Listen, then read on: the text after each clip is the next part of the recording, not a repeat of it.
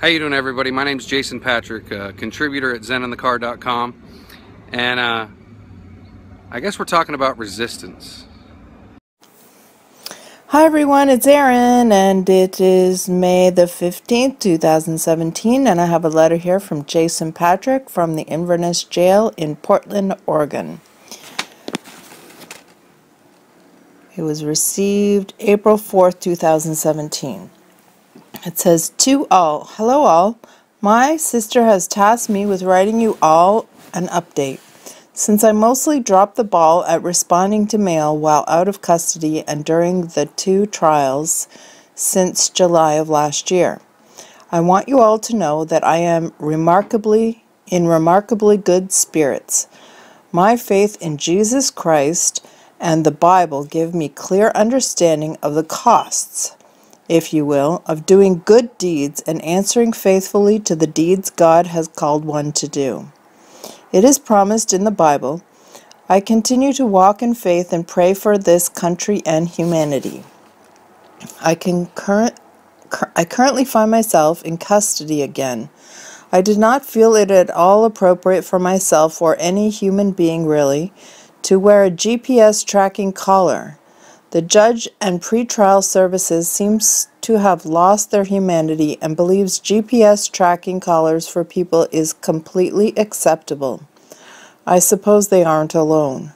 The things this society tolerates or even cheers for simply baffles me. My heart aches for Dwight Hammond and his family. I am flabbergasted that he and his son are still in custody and the powers that be simply ignore all the grievances and burdens and costs to the people to expose the issues. I suppose you could say nothing has changed. And now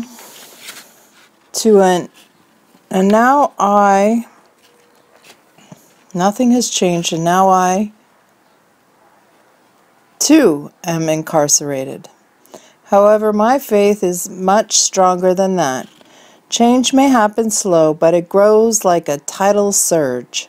One of my favorite quotes is, "An idea whose time has come cannot be stopped by any army." I see many ideas growing and getting stronger, and I am happy to be a part of it. When I came back into custody, I remembered how the guards ordered me to press your lips together for my mugshot. It made for a terrible picture, and that picture is now nationwide and on the internet. So this time I didn't care how much they yelled at me or how many tasers they were going to use. I was damn sure to smile for my picture. It was quite a comical experience, if not so frightening. I was surrounded by, to my recollection, 9 guards. Many of them were shouting at me all at the same time. They all appeared to be armed. Yet there I stand, just a smiling away. I can hear a few of them say, "Soldier up," as they begin cussing and saying, "He's one of those guys and disobeys orders and doesn't listen." All I can do at that point is laugh at the total lack of humanity from these just doing my job types. If this is how they believe it appropriate to act because someone dares smile for a picture. The dark side indeed. So, I'm back in jail. Ammon Bundy spent much time here, and it shows. It seems much calmer inside. I've had at least 14 other inmates ask about him. Quite a few guards have asked, "What in the world are you doing back here?"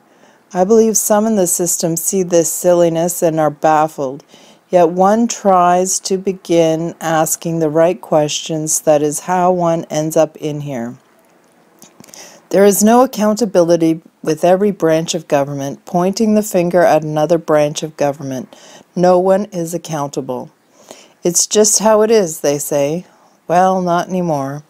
I want to thank everyone who has written a letter or donated $1 to myself or any other Patriot political prisoner, P3, on any number of lists. Let me say that your letters have found me and uplifted me in some of the darkest times.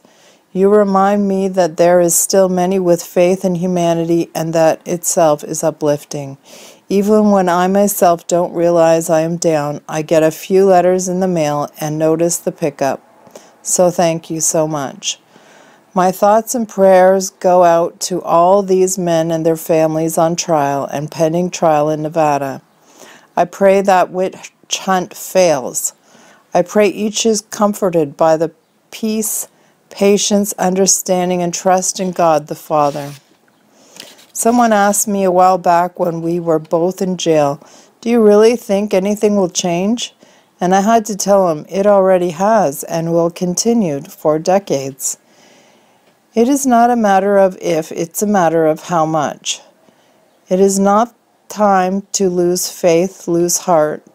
It is time to stand boldly and firmly in principle and conviction and cry out for any and all to hear.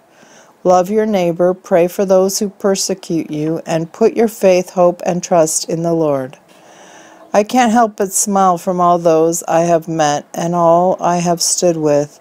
I've watched faith grow and be stretched in some and sprout brand new in others.